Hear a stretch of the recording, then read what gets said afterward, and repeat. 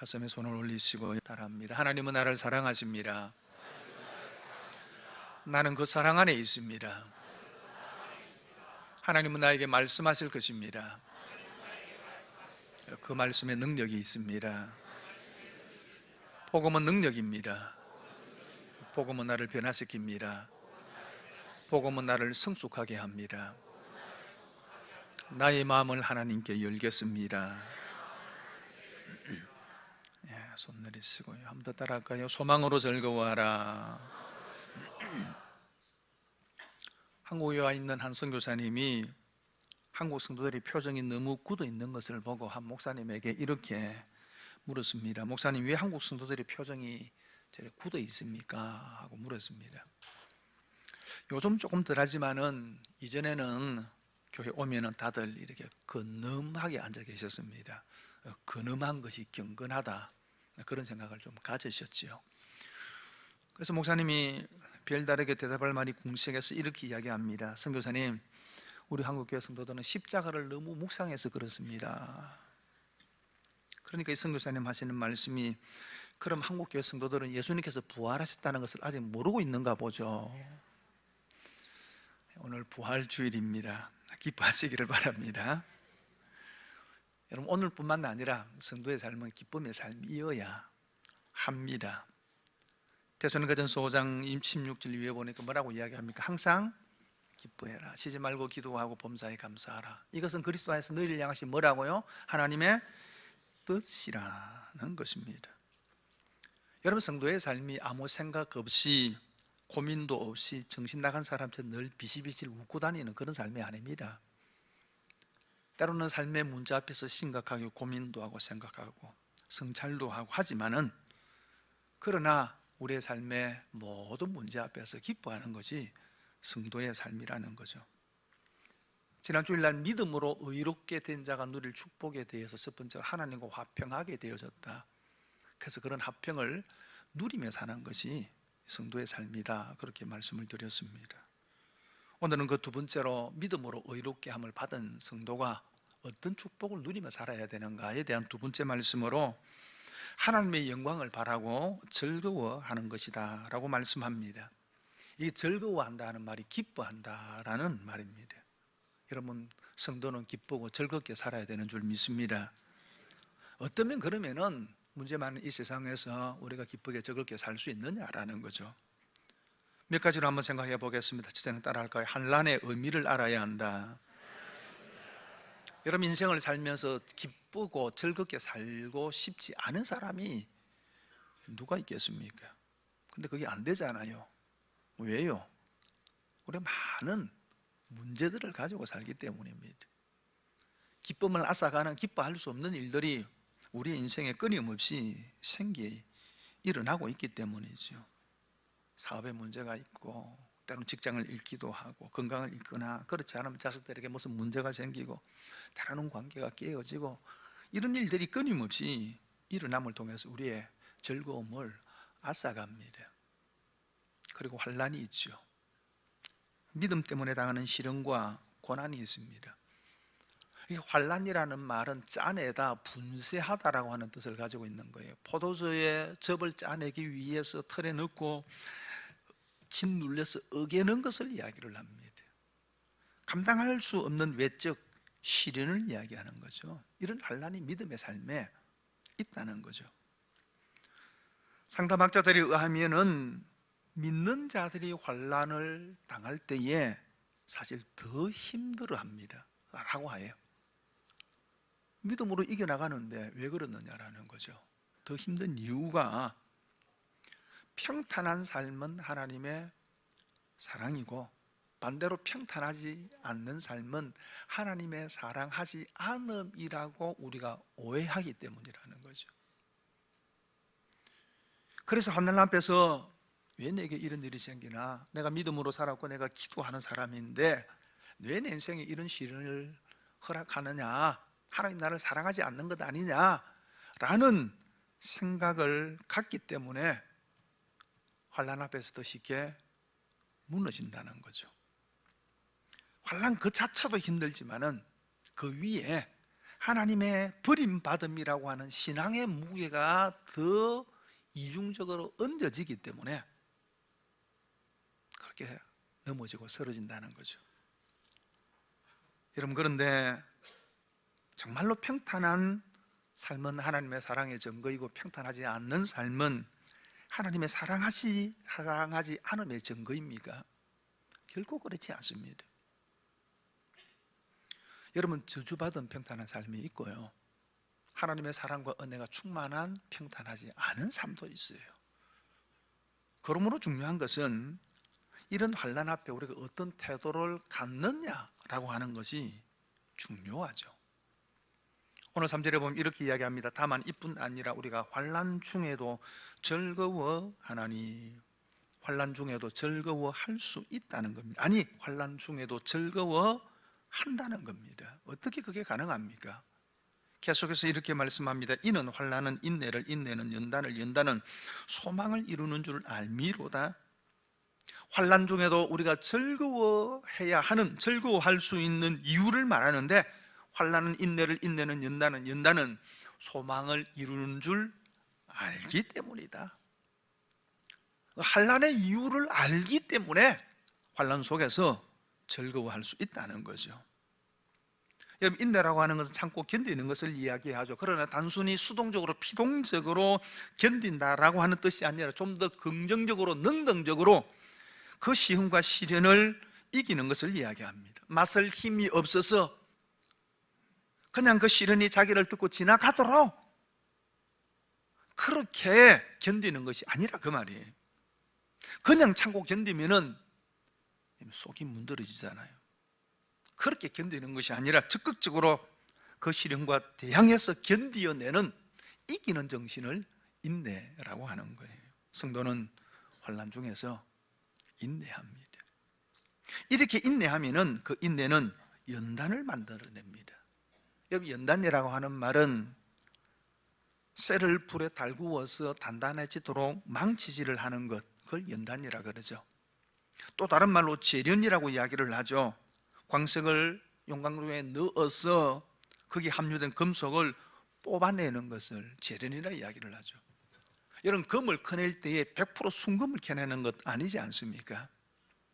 금이 함유된 원석을, 바위 덩어리를 가지고 와서 용광로에 넣어서 재련해서 순금을 추출해 내는 것입니다.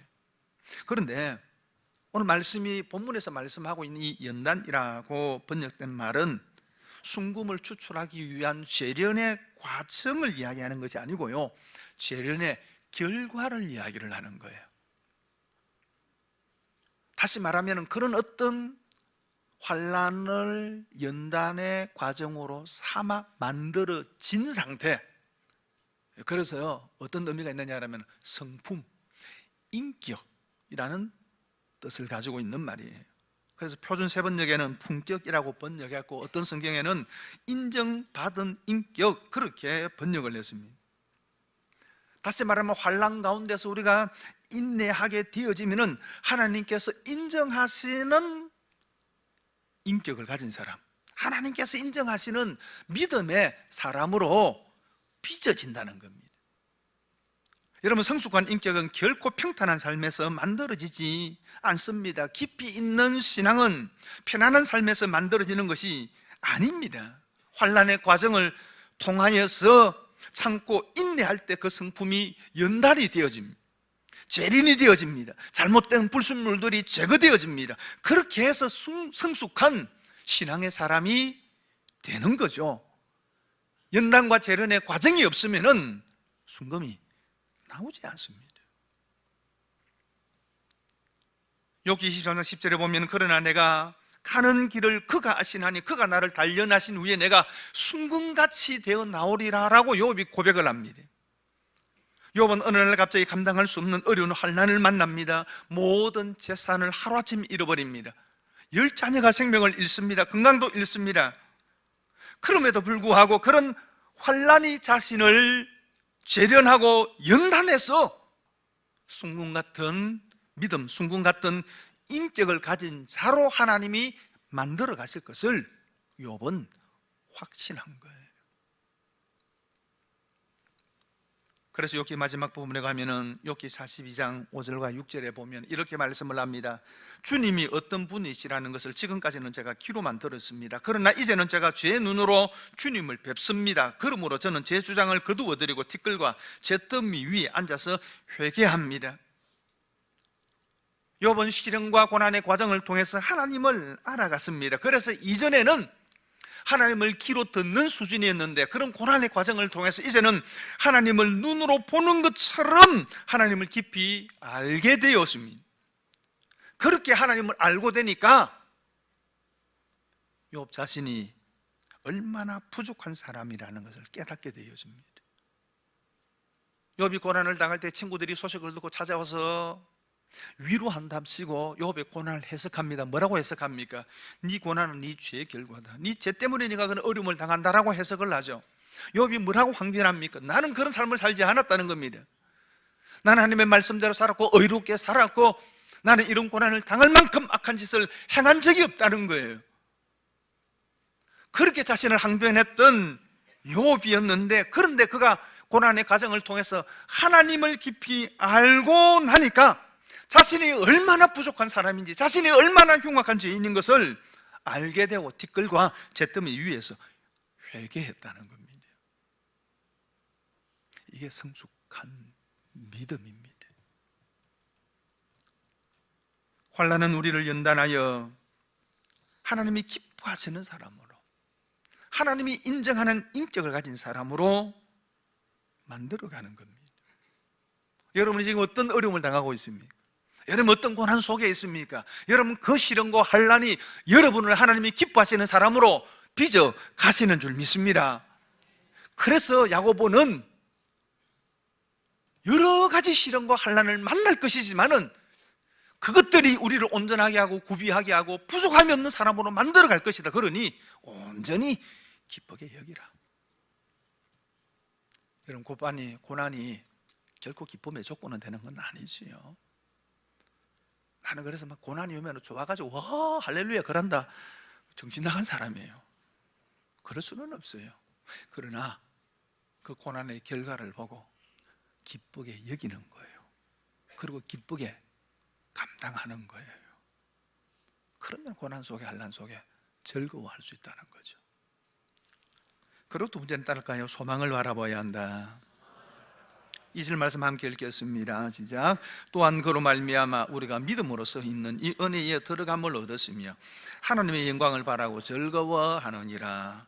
여기 바라고 즐거워하느니라 라고 하는 말은, 바라고라는 말은 소망 안에서 소망 때문에 그런 뜻의 말이에요.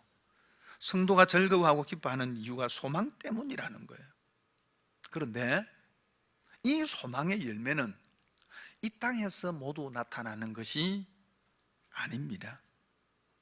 성도의 삶의 결론이 이 땅이 아니라고 말입니다. 성도의 삶의 종착역이 여러분 이 땅이 아닙니다.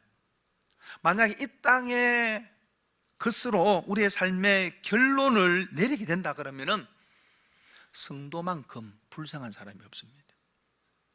고린도서 15장 19절에 보면은 만일 그리스도 안에서 우리가 바라는 것이 다만 이 세상의 삶뿐이면 모든 사람 가운데 우리가 더욱 불쌍한 자이리라. 성도들이 바라는 것이 이 땅 이 세상뿐이라면은 모든 사람 가운데 가장 불쌍한 사람이, 불신자보다도 더 불쌍한 사람이 성도라는 거죠. 여러분 믿지 않는 사람들을 보십시오. 어떻게 삽니까? 하고 싶은 대로 살잖아요. 원하는 대로 살잖아요. 반면에 성도의 삶은 어떻습니까? 많은 제약이 있습니다. 이것도 하지 마라, 저것도 하지 마라. 가만히 보니까요, 재밌는 건 다 하지 말라는 거예요. 그래서 이 좋은 날, 이 공휴일날, 빨간 날 이어와가지고 우리가 지금 이래 있잖아요. 그죠? 성도들이 닮고 싶은 롤 모델이 한 사람 있다 그래요. 우리 모두가 닮고 싶은 롤 모델이 한 사람이 있습니다. 누구일까요? 한평강도입니다. 예수님 십자가 돌아가실 때 옆에서 당신의 나라에 마실 때 나를 생각해서 한마디 하고 천국 간 사람. 이게 우리 성도들의 롤 모델이래요. 무슨 얘기예요? 하고 싶은 대로 다 하고 마지막 죽기 전에 예수 믿습니다 하고 꼴가닥. 땅에서 잘 먹고 잘 살다가 내 마음대로 살다가 죽었어도 어디 가고 싶다고요? 천국 가고 싶다는 거죠. 근데 이게 사람 마음대로 되는 건 아니잖아요. 그래서 예수 믿고 10수년을 모태신앙을 가진 사람은 어머니 뱃속에부터 지금 우리가 이렇게 살고 있는 거예요. 그런데 우리의 삶의 결론이 이 땅뿐이라면 얼마나 억울하겠습니까? 저희의 삶의 결론이 이 땅뿐이라 그러면 저는 죽었다가 억울해서 다시 살아날 겁니다. 그런데 이 땅의 결론이 아니라는 거죠. 고린도서 4장 17절에 우리가 잠시 받는 환난에 경한 것이 지극히 크고 영원한 영광에 중한 것을 우리에게 이루게 하미니, 이 땅에 받는 환난이 잠시라 그 말입니다. 경한 것, 가벼운 것이라 그 말입니다. 그런데 결코 잠시가 아니잖아요. 초대교회 성도들은 한평생을 그런 시련의 삶 가운데 살았습니다. 가벼운 것이 아니죠. 사망 선고를 받은 것과 같은 고난이었습니다. 그럼에도 불구하고 잠시고 가볍다라고 이야기하는 이유가 무엇입니까? 장차 받을 영광, 그 소망에 비교하면 잠시다, 가벼운 것이라는 것입니다. 그 영광이 너무 크기에 죽음과 같은 고난도 별 것이 아니라고 초대교회 성도들은 그렇게 여겼던 것입니다. 여러분, 성도의 삶이 이 세상뿐이라면 억울하죠. 그러나 그렇지 않습니다. 그 어떤 것과 비교할 수 없는 영광에 중한 것이 기다리고 있는 줄 믿습니다. 오늘 5장 2절에 이렇게 이야기하죠. 하나님의 영광을 바라고 즐거워하느니라. 우리가 바라고 즐거워하는 것이 뭐라고요? 하나님의 영광이라는 거예요. 이 하나님의 영광이 도대체 뭘까라는 겁니다. 여러분, 첫 번째는 그리스도와 함께하는 거예요. 예수 그리스도와 함께하는 거예요. 여러분, 천국이 천국 되는 것은 거기에 한강길이 있고 12진주문이 있고 거긴 아픈 것도 병든 것도 없는, 병드는 것이 없기 때문에 여러분, 그곳이 천국 되는 것 아니에요. 그런 천국이라면 이 땅에도 만들어 갈 수 있어요. 천국이 천국 되는 것은 그리스도와 함께 영원히 거하기 때문입니다. 그래서 사도 바울이 이렇게 이야기합니다. 세상을 떠나서 그리스도와 함께 있는 것이 훨씬 더 좋은 일이다. 나에게는 이 꿈과 소망이 있다. 그렇게 이야기를 한 거예요. 그리고 또 한 가지는 우리가 예수님의 영광의 몸처럼 변화되는 거예요. 여러분, 우리가 예수님을 믿고 이 땅에 살지만은 예수 그리스도와 함께하는 영광된 삶을 부분적으로 누리고 있습니다. 하지만 이 나라의 저 천국에 가서는 영원히 예수 그리스도와 함께 하게 될 것입니다. 그런데 여기 문제가 있어요. 우리 몸과 예수 그리스도의 몸이 다르다는 거죠. 우리는 연약한 육체를 가지고 있고 그리스도는 영광의 몸을 가지고 있죠. 이 다름을 어떻게 극복합니까? 2000년 전에는 하나님의 아들 되신 예수 그리스도께서 육체를 입으시고 인간이 되어 이 땅에 오셔서 우리와 같이 되어서 우리와 함께 할 수 있었습니다. 그런데 앞으로는 이런 일은 두 번 다시 없을 것입니다. 그럼 어떻게 이 다름을 극복할 수 있습니까? 한 가지 방법, 그건 우리가 변하는 것입니다. 우리의 몸이 그리스도의 몸처럼 영광의 몸으로 변하는 것입니다. 이게 어떻게 가능합니까? 빌립보서 3장 21절에 그는 만물을 자기에게 복종하게 하실 수 있는 자의 역사로 우리의 낮은 몸을 자기 영광의 몸의 형체와 같이 변하게 하시리라. 우리의 낮은 몸을, 우리의 천한 이 몸을 예수 그리스도의 영광의 몸의 형체와 같이 변화시켜 주신다는 겁니다. 이게 어떻게 가능합니까? 그 증거를 보여주셨어요. 그 증거가 무엇입니까? 예수님의 부활이죠. 예수님께서 부활하셔서 부활의 첫 열매가 되어 주셨습니다. 무슨 얘기입니까? 우리도 예수님처럼 부활할 것이라 그 말입니다. 그 부활 때 우리도 주님처럼 영광의 몸으로 변화되어 다시 살 뿐만 아니라 이 땅에 다시 오시는 신랑 되신 예수 그리스도를 만나게 되어질 거예요. 이게 성도의 삶의 결론이라는 겁니다. 이 땅이 아니에요. 여러분, 이 땅의 삶은 불편하고 시련과 환난이 있습니다. 신문과 뉴스 보도를 들어보십시오. 사건 사고가 끊이지 않습니다. 언제 하루 평안한 날이 있었더라. 여러분, 이런 날이 있던가요? 연말이 되어지면은 새해를 전망을 합니다. 2018년 보내면서 2019년도는 이런 뭐 해가 될 것입니다라고 그렇게 전망을 하죠. 그런데 제가 평생을 살면서 한 번도 유수에서 내년에는 살만한 세상이 될 겁니다, 이런 얘기 들어본 적이 없어요. 어떻게 된 것이 늘 안 좋다 그래요. 그게 세상이에요. 그게 세상. 그게 이 세상이에요. 그러므로 성도는 이 땅이 전부인 사람들이 아닙니다. 영혼을 사모하는, 소망하는, 기다리는 삶입니다. 여러분, 그러므로 조금 불편하고 조금 모자라도 원망하지 마시기를 바랍니다. 그 영광의 나를 바라보면서 기뻐하고 즐거워하는 저와 여러분 되기를 바랍니다. 그리고 또 한 가지는 따라서 할까요? 하나님의 사랑을 알아야 한다. 5절 말씀 함께 읽습니다. 시작. 소망이 우리를 부끄럽게 하지 아니함은 우리에게 주신 성령으로 말미암아 하나님의 사랑이 우리 마음에 부은 바 됨이니. 소망이 우리를 부끄럽게 하지 않는다, 이 말은 부끄럽게 하지 않는다 말하면 실망시키지 않는다라는 말이에요. 우리가 가진 소망이 우리를 결코 실망시키지 않는다는 겁니다. 왜요? 반드시 소망은 이루어지기 때문입니다. 여러분, 그것이 어떻게 가능합니까? 성령으로 우리에게 주신 하나님의 부어주시는 사랑 때문에, 그 사랑이 우리에게 부어졌기 때문에 그게 가능하다는 겁니다. 다시 말하면 우리가 가지고 있는 소망의 근거가 하나님의 사랑이라는 겁니다. 변치 않는 하나님의 사랑에 근거하고 있기 때문에 소망이 결코 우리를 실망시키지 않는다는 거예요. 여러분, 우리가 사람에게 실망하는 경우들이 있지요. 어떤 때입니까? 뭐 여러 가지 이유가 있겠지만은 약속을 어길 때입니다. 두 사람이 약속을 했습니다. 근데 한 사람이 약속을 어깁니다. 그러면 실망하죠. 왜 약속을 지키지 않습니까? 사람에게 악함이 있으니까 내가 이 약속을 지키면 내게 불리하다 생각하면 사람들은 약속을 깨트리죠. 그래서 약속을 어깁니다. 그러나 그보다도 더 많은 경우는 지킬 능력이 없기 때문입니다. 약속을 지키고 싶은데 그 약속을 지킬 만한 능력이 안 되기 때문에 지키지 못하는 경우들이 더 많이 있죠. 여러분, 사람이 하는 약속 가운데 가장 중요한 약속이 아마 혼인서약일 겁니다. 결혼식에 있어서 사실 가장 중요한 순서는 혼인서약이죠. 저는 결혼식에 있어서 이 혼인서약을 가장 중요하게 생각을 합니다. 어차피 주례사는요 들리지도 않고요, 들어도 들뜬 마음에 다 잊어버려요. 그러나 서약은 남아있잖아요. 그래서 신랑 신부에게 서약서를 각자가 만들어 오라 그럽니다. 그리고 신랑 신부가 마주 보면서 서약을 합니다. 서약을 할 때에 어떤 신부는 울먹이면서도 서약을 하지요. 그런 서약을 할 때는 정말 진지합니다. 근데 그 서약이 지켜집니까? 최근에 결혼한 김서방 어디 있노? 잘 지키고 있나?